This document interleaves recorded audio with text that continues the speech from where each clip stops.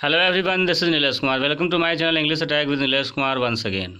आज हम पढ़ेंगे chapter 4 a truly beautiful mind. ये chapter class 9th beehive book से ली गई है। Who do you think of when you hear the word genius?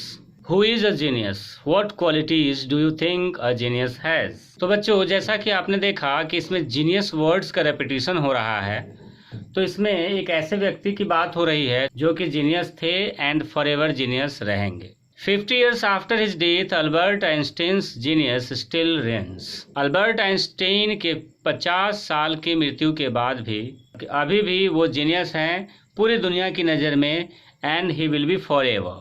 तो बच्चों, आइए शुरू करते हैं इस चैप्टर को। Albert Einstein was born on 14 March 1879 in the German city of Ulm without any indication that he was destined for greatness। Albert Einstein का जन्म 14 मार्च 1879 को हुआ था उल्म के जर्मन सिटी में। Without any indication that he was destined for greatness, बिना किसी indication के ऐसा लग रहा था जैसा कि मानो उनके किस्मत में ग्रेटनेस यानी महानता लिखी हुई थी।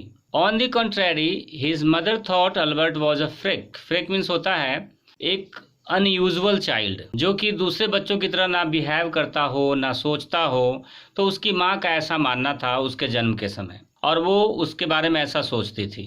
To her his head seemed much too large. उसकी माँ की नज़र में उनका जो सिर था वो बहुत ही बड़ा था, और इसलिए वो शायद ऐसा सोचती थी। At the age of 2.5 Einstein still wasn't talking, यानी 2.5 साल तक Einstein was unable to speak. When he finally did learn to speak, और जब फाइनली उन्होंने बोलना शुरू किया, ही अटर्ड एवरीथिंग ट्वाइस, तो वो हर बात को 2 बारी रिपीट करते थे। Einstein did not know what to do with other children. Einstein को ये बात बिल्कुल पता नहीं थी कि दूसरे बच्चों के साथ वो क्या करे। And his playmates called him brother boring, और इसलिए उसके दोस्त लोग उसको हमेशा ब्रदर बोरिंग कहकर चिढ़ाते थे। So the youngster played by himself much of the time, इसलिए खुद अपने आप में ही लगे रहते थे और अकेले खेलते रहते थे। He specially loved mechanical toys, खासकर उनको मैकेनिकल टॉयज पसंद थे। Looking at his newborn sister Maja, उनकी एक न्यूबॉर्न सिस्टर थी जिसका नाम था Maja. He said to have said fine, वो कहते थे, यानी उनके बारे में ये बात कही जाती है कि वो कहते थे कि fine, but where are her wheels, लेकिन इसके पहिए कहाँ हैं।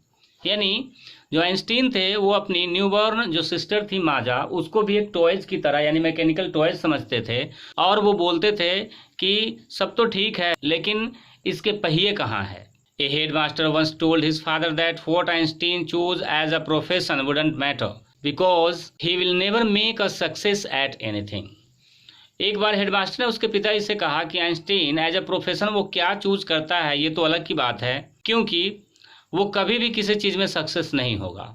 Einstein began learning to play the violin at the age of 6। जब वो 6 साल का था तो उसने वायलिन प्ले करना सीखना शुरू किया। Because his mother wanted him to, क्योंकि उसकी माँ ये चाहती थी। He later became a gifted amateur violinist maintaining the skill throughout his life. Amateur means होता है doing something for personal enjoyment rather than as a profession. तो वो बाद में एक अमेटर वायलिनिस्ट बना अपने स्किल्स को पूरी लाइफ मेंटेन करते हुए। He went to high school in Munich where Einstein's family had moved when he was 15 months old. वो म्यूनिक हाई स्कूल में गया जहाँ पर आइंस्टीन की जो फैमिली थी, जब वो 15 साल का था तो वहाँ से उसकी फैमिली चली गई। And scored good marks in almost every subject, और उसके बाद उन्होंने लगभग हर सब्जेक्ट में अच्छे मार्क्स स्कोर किए। Einstein hated the schools regimentation and often clashed with his teachers. Einstein जो थे, रेजिमेंटेशन का मतलब होता है वहाँ के जो स्कूल्स के जो स्ट्रिक्ट ऑर्डर, रूल्स और डिसिप्लिन्स थे, उससे वो नफरत करते थे, और अक्सर उनके टीचर से बहस और कहासुनी हो जाती थी। At the age of 15 Einstein felt so stifled there that he left the school for good. 15 साल की अवस्था में उन्होंने स्कूल को अपनी भलाई के लिए छोड़ दिया, क्योंकि उनका वहाँ दम घुटने लगा था। The previous year Albert parents had move to Milan, और प्रीवियस ईयर अल्बर्ट्स के जो पेरेंट्स थे वो मिलान चले गए। And left their son with relatives, और अपने बेटे यानी आइंस्टीन को रिलेटिव्स यानी रिश्तेदारों के पास छोड़ गए। आफ्टर प्रोलॉन्ग डिस्कशन, एक लंबी डिस्कशन के बाद, Einstein got his wish to continue his education in German speaking Switzerland in a city which was more liberal than Munich. एक लंबी बहस के बाद आइंस्टीन ने अपनी इच्छा जताई एजुकेशन को फिर से कंटिन्यू करने की in German speaking Switzerland in a city which was more liberal than Munich, एक ऐसी सिटी में जो कि म्यूनिक से अधिक लिबरल थी। Einstein was highly gifted in mathematics and interested in physics and after finishing school he decided to study at a university in Zurich. अपने school को ख़त्म करने के बाद उन्होंने ये डिसाइड किया कि वो अपनी स्टडी आगे बढ़ाएंगे ज्यूरिख यूनिवर्सिटी में। But science wasn't the only thing that appealed to the dashing young man with the walrus mustache. लेकिन साइंस एकमात्र ऐसी चीज नहीं थी जो कि वॉलरस मुच्छों के साथ उस डैशिंग युवक से अपील करती थी। He also felt a special interest in a fellow student, Mileva Maric, whom he found to be a clever creature. This young serf had come to Switzerland because the university in Zurich was one of the few in Europe where women could get degrees. वे अपने एक fellow student Mileva Maric जो Switzerland आई थी, क्योंकि Zurich university ही Europe की कुछ university में से एक थी जहां महिलाओं को डिग्रीज मिल सकती थी। वहीं उस लड़की मिलेवा से उन्होंने दोस्ती की। The couple fell in love, दोनों एक दूसरे को प्यार करने लगे। In 1900 at the age of 21 Albert Einstein was a university graduate and unemployed. 1900 में एट द एज ऑफ 21 में अल्बर्ट आइंस्टीन यूनिवर्सिटी ग्रेजुएट थे और एक अनएम्प्लॉयड व्यक्ति थे। He worked as a teaching assistant, उन्होंने एक टीचिंग असिस्टेंट के रूप में काम करना शुरू किया। गेव प्राइवेट लेसन्स देते थे and finally secured a job in 1902 as a technical expert in the patent office in Bern. Patent means होता है a document which gives the rights of an invention to an inventor. तो वो एक patent office burn में अपने job को secure किया 1902 में। While he was supposed to be assessing other people's inventions, Einstein was actually developing his own ideas in secret.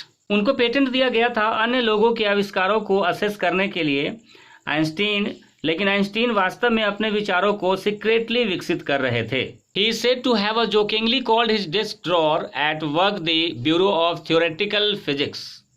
और उनके बारे में कहा जाता है कि उन्होंने अपने डेस्क ड्रॉअर को सैद्धांतिक भौतिकी का ब्यूरो कहा, यानी bureau of theoretical physics. One of the famous papers of 1905 was Einstein's special theory of relativity, according to which time and distance are not absolute. 1905 के फेमस पेपर्स में से एक आइंस्टीन की विशेष थ्योरी ऑफ रिलेटिविटी थी, जिसमें समय और दूरी की तुलना में कोई मीजर नहीं है, ऐसा उन्होंने बताया। E is equal mc square. In this mathematical equation, E stands for energy, m for mass, and c for the speed of the light in a vacuum about 3 lakh kilometers per second. Einstein इस formula को इस तरह समझाते हैं, When you sit with a nice girl for 2 hours, वो कहते हैं कि जब आप एक अच्छी सी लड़की के साथ 2 घंटे बैठते हो, It seems like 2 minutes, तो ये 2 मिनट के बराबर लगता है।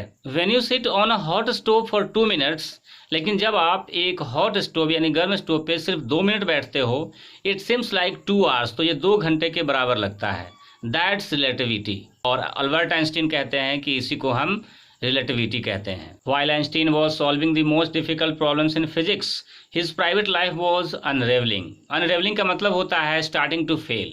जब आइंस्टीन फिजिक्स का सबसे अधिक डिफिकल्ट प्रॉब्लम सॉल्व कर रहे थे, तो उनकी जो प्राइवेट लाइफ थी वो फेल हो रही थी। Albert had wanted to marry Mileva right after finishing his studies. Albert Mileva से शादी करना चाहते थे, but his mother was against it, लेकिन उनकी माँ इसके खिलाफ थी।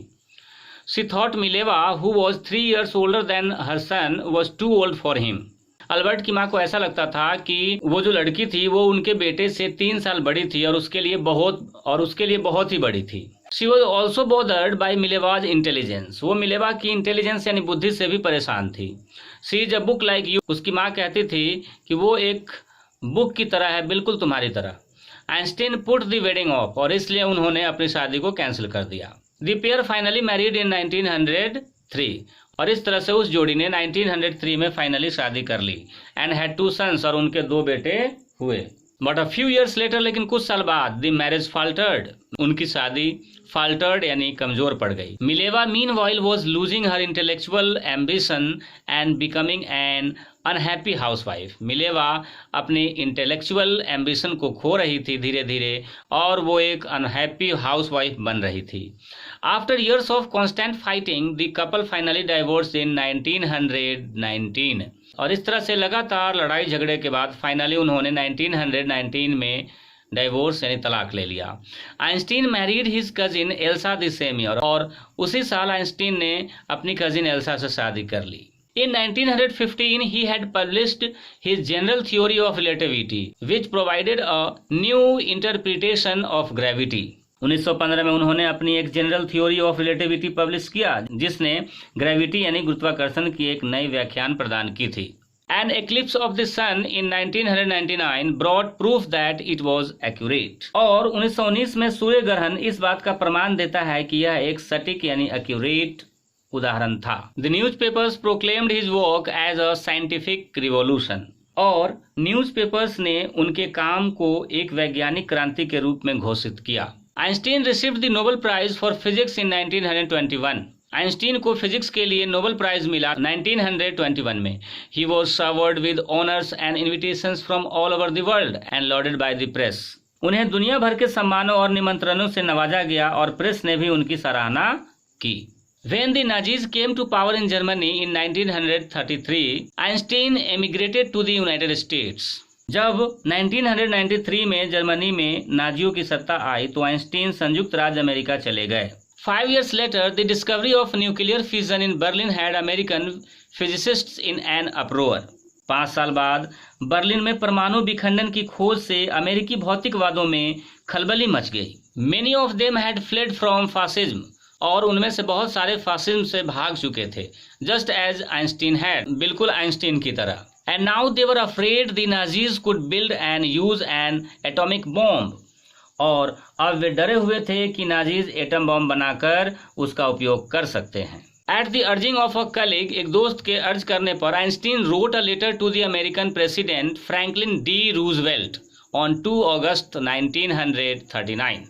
एक दोस्त के अर्ज करने पर आइंस्टीन ने American president Franklin D Roosevelt को एक पत्र लिखा था 1939 में, इन विच ही वार्न्ड, जिसमें उन्होंने चेतावनी दी थी, a single bomb of this type की एक सिंगल बॉम्ब इस तरह का एक्सप्लोडेड इन अ पोर्ट, अगर एक बंदरगाह पे एक्सप्लोड होता है, might very well destroy the whole port, तो वो पूरे बंदरगाह को तो पूरी तरह नष्ट कर ही देगा, together with some of the surrounding territory, और साथ साथ उससे लगे हुए कुछ क्षेत्रों को भी पूरी तरह नष्ट कर देगा। His words did not fail to have an effect, लेकिन उनकी बातों पर उस समय कोई ध्यान नहीं दिया गया।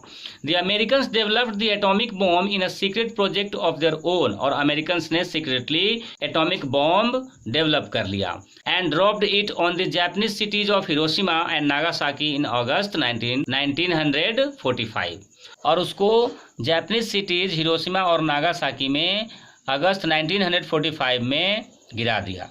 Einstein was deeply shaken by the extent of the destruction, Einstein को गहरा धक्का लगा इस डिस्ट्रक्शन से। But over the next decade Einstein got over more involved in politics, agitating for an end to the arms buildup and using his popularity to campaign for peace and democracy. लेकिन अगले दशक में वे हथियारों के निर्माण को समाप्त करने और शांति का प्रचार करने वाली राजनीति आंदोलन में कूद पड़े, खुद की पॉपुलरिटी को बिल्डअप करने के लिए। When Einstein died in 1955 at the age of 76, he was celebrated as a visionary and world citizen as much as a scientific genius. जब आइंस्टीन 76 वर्ष की उम्र में मर गए तो उनका सेलिब्रेशन एक विजनरी के रूप में और वर्ल्ड सिटीजन के रूप में किया गया, as much as a scientific genius. Then students, this was chapter 4, A Truly Beautiful Mind. If you like the way of my teaching, then please like, subscribe, comment and share my channel. Thanks.